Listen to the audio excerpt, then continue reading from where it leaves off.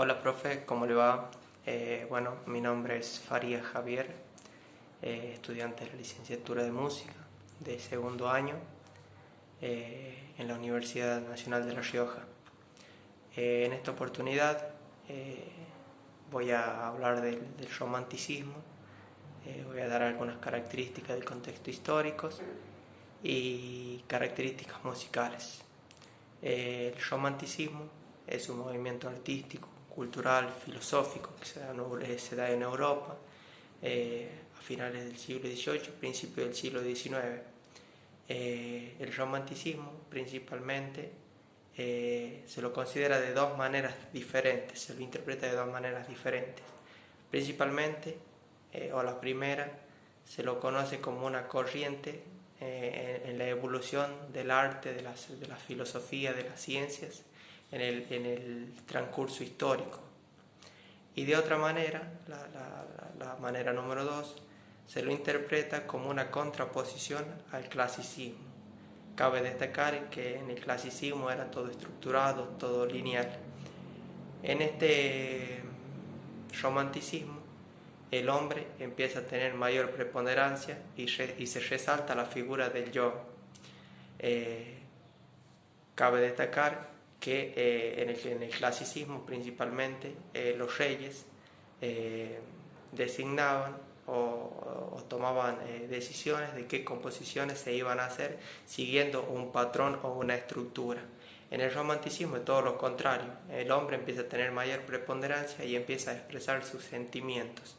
Eso es básicamente lo que caracteriza a este romanticismo, es la exaltación del sentimiento y del yo. En esta característica de este romanticismo, el hombre empieza a tener mayor preponderancia y a crear sus propias composiciones, ¿no? Empieza a tener mayor exaltación y la figura de la mujer se vuelve a tener mayor figura, mayor preponderancia. También cabe destacar que en épocas anteriores la figura de la mujer no tenía tanto interés o no era valorada como en este romanticismo. En cuanto a las características musicales, anteriormente hablé un poco del contexto histórico. También cabe destacar en el contexto histórico que gracias a la revolución industrial la sociedad creció mucho más, de pasar a hacer trabajos todos manuales y de manufactura como se conocía, a utilizar el uso de la tecnología, del avance de la tecnología en ese entonces, y gracias a ello se produjo la máquina a vapor que posibilitó crear grandes desarrollos en cuanto a la sociedad. Eso fue una de las características muy importantes en cuanto a la revolución industrial. Marcó un antes y un después en la historia del romanticismo. En cuanto a las características musicales, principalmente había diferentes compositores destacados como Ludwig van Beethoven, Franz Liszt, Schumann, Brahms, Schubert, que fueron grandes compositores, Chopin, que fueron grandes compositores y que empezaron a exaltar o resaltar principalmente la figura del yo y de los sentimientos. A la hora que ellos basaban o buscaban componer una composición musical, lo primero que buscaban era despertar sentimientos, tanto en el intérprete como así también en el oyente.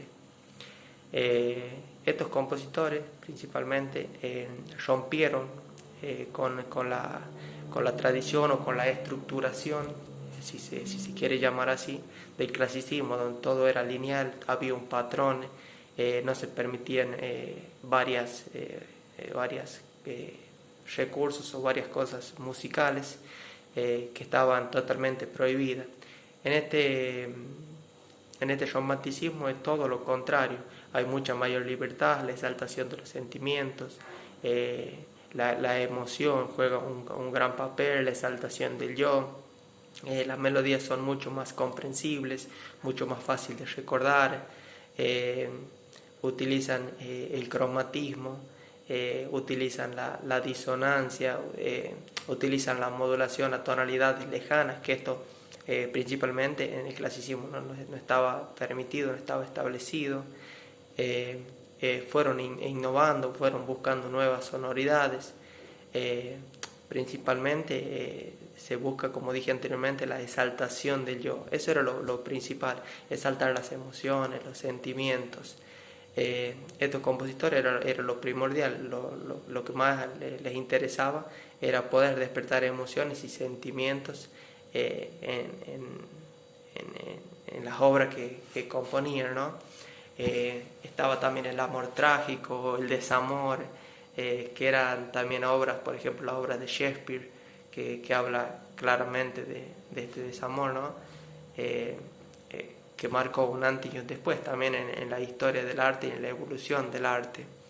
Estos compositores, principalmente en algunas obras, particularmente Beethoven, a la hora de que él compone, si no me equivoco, la novena sinfonía, no fue tan aceptada, principalmente por el público, por el tema de las disonancias, de las modulaciones.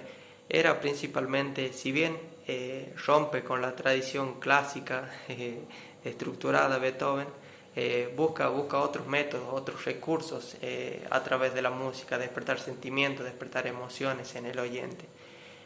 Con el paso del tiempo esto fue cada vez evolucionando y fue aceptada, después se convirtió en una obra magnífica, pero principalmente por el público no fue aceptada por el tema de la disonancia, porque había como un adoctrinamiento, si se podría decir de esa manera, del clasicismo, de todo era estructurado, todo era lineal, no se podía salir de los esquemas, había ciertos patrones, cierta estructura que se debía cumplir. Como dije anteriormente, los reyes principalmente otorgaban a los diferentes compositores que crearan diferentes obras musicales, pero siempre y cuando llevando un patrón, llevando una estructura, no saliéndose ni hacer lo que el intérprete quisiera. En cambio, en el romanticismo es todo lo contrario, por eso también se considera como una contraposición al clasicismo. Lo que no se podía hacer en el clasicismo se hace en el romanticismo, o sea, por eso se lo interpreta como una contraposición. ¿A dónde como dije, y lo reitero, principalmente los compositores buscaban despertar sentimientos y resaltar la persona, ¿no? Resaltar el yo a través de una composición musical, poder despertar o poder transmitir lo que el artista sentía. Es tan así que en la arquitectura, la pintura, la música, en las artes en general, fueron creciendo de una manera muy buena, ¿no? Porque de salirse de una estructura a romper esquemas en este romanticismo fue algo que le dio al arte mucha evolución y un gran crecimiento. Como dije anteriormente, los compositores, por ahí costaba un poco, en realidad el público costaba adaptarse a lo que los compositores trataban de expresar o trataban de imponer este mensaje a través del recurso musical, ¿no? De transmitir sentimientos, transmitir emociones y transmitir lo que el artista sentía, lo que el intérprete sentía y le estaba pasando, porque en el clasicismo esto no era permitido, solamente se hacía lo que el rey dictaba y nada más.